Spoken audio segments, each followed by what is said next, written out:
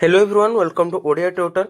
माध्यमिक शिक्षा परिषद ओडिशा तथा बोर्ड द्वारा परिचालित प्रतिवर्ष दशम श्रेणी पिलामानंकर हाईस्कूल सर्टिफिकेट निमंते तो फॉर्म पूरण पर एक बड़ अपडेट आसी। तो ये वीडियो में जानिबा से अपडेट टी कौन। ओके, तो चैनल को नुआ कर विजिट करथिले, चैनल को सब्सक्राइब करी बेल नोटिफिकेशन को तुम ऑल सिलेक्ट कर दबो, जहाँफल आम सर्वप्रथम नोटिफिकेशन तुम पाखे पहुंची पार। डिस्क्रिप्शन बॉक्स में टेलीग्राम चैनल अच्छी, यथाशीघ्र मो टेलीग्राम चैनल तुमने जॉइन हो जाओ, जहाँफल सब प्रकार अपडेट्स गुड़िक तुमने से पाइपर। ओके, तो भिडियो को डेरी नक चल आरंभ करवा। देख, माध्यमिक शिक्षा परिषद ओडिशा तथा कटक जोटे तुम विज्ञप्ति संख्या 1972 तारीख रसंता काली तुम नोटिस टी पे जारी है।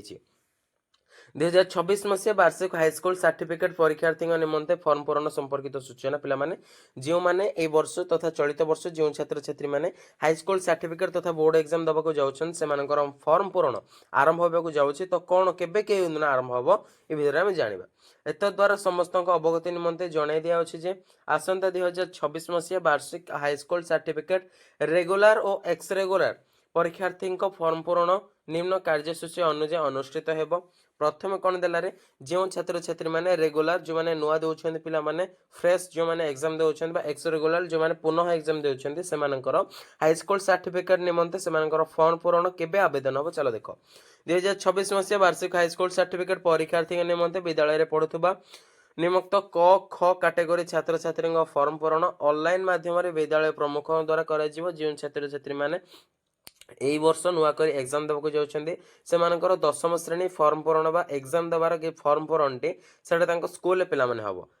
आ घ कैटेगरी छात्र छात्री फॉर्म पूरण बोर्ड आंचलिक कार्यालय उपसंपादक द्वारा ऑफलाइन माध्यम कर जो मैंने पुनः एग्जाम दौरान जो मैंने पूरा प्रथमतः जोर एग्जाम फेल होते ओके से पुनः एग्जाम देवाक एक्स रेगुलर पिलाମାନଙ୍କର ସେମାନଙ୍କର फॉर्म पूरण कोट भाव ना कटक ओडिशा माध्यमिक शिक्षा परिषद बोर्ड द्वारा परिचालित उपसभापति कार्यालय पे तुम हम है। कौन कौन रही कर देख तुम नुआ अपडेट पे तुम रेगुलर स्कूल रिगार्डिंग एसआर पे रे क्वेश्चन नंबर तुम कौन अच्छी क्विक्स रजिस्ट्रेशन क्यूआर परीक्षार्थी ईएक्स रेगुलर ईआर परीक्षार्थी है तुम परीक्षार्थी रे। 2 नंबर देला फॉर्म पूरण कर धार्य तारीख 8/11/2025 रु 22/11/2025 राति 11:45 जाए तुम पे बोर्ड वेबसाइट तुम हम। तो मुझे तुमको देखीदेवी से बोर्ड वेबसाइट केमी रोचे से वेबसाइट ही तुम फॉर्म पूरण हम पे तुम कर तुम विद्यालय प्रमुख करें है।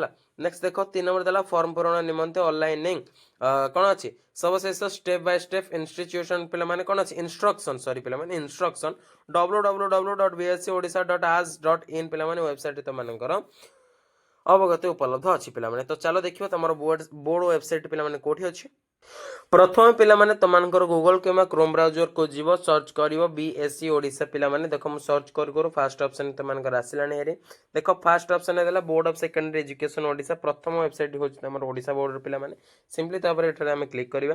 क्लिक कर सारापर तुम आगे गोटे एमती का इंटरफेस पे आसो है। माध्यमिक शिक्षा परिषद ओडिशा बोर्ड पे तुम आसो पे पे तुम मेन्टेनान्स पे कौन तुम सैट तुम मेन्टेनान्स तुम मैंने रे तुम बोर्डर प्रमुख मैंने है। तुम रेड मोर तुम किसी लाटेस्ट अपडेट गुड़िक जो तुम है तौक स्क्रॉल कर तौक स्क्रॉल कर सारे तुमको ये सब तुम देखा पे देखिपे तुम ट्रेडिंग बर्तमान चलती तुम कौन कौन सब लाटेस्ट अपडेट अच्छी पे गोटे तुम सब चली। ओके, देखीदे तुम बोर्ड वेबसाइट पे जब आउ कि जानवा चाहो भ्यू मोर पर क्लिक कर भ्यू मोर पर क्लिक कर सारापर ऑल नोटिस पे अच्छी तुम देखिपे देखिपार पे ओडिशा गवर्नमेंट तथा board of secondary education website पे तुम देखिपार तुम सब नोटिस गुड़िक तुम आवेलेबल अच्छे लाटेस्ट अपडेट गुड़िक तुम पे पाइपर। तो थैंक यू पे भिडियो को कंप्लीटली वाच कर कही रखुच्छी। चैनल को नुआ विजिट करते चैनल को सब्सक्राइब कर नोटिफिकेशन बटन को ऑल सिलेक्ट कर दो। तो थैंक यू पे भिडियो को कंप्लीट वाच कर रोचे पे जय जगन्नाथ।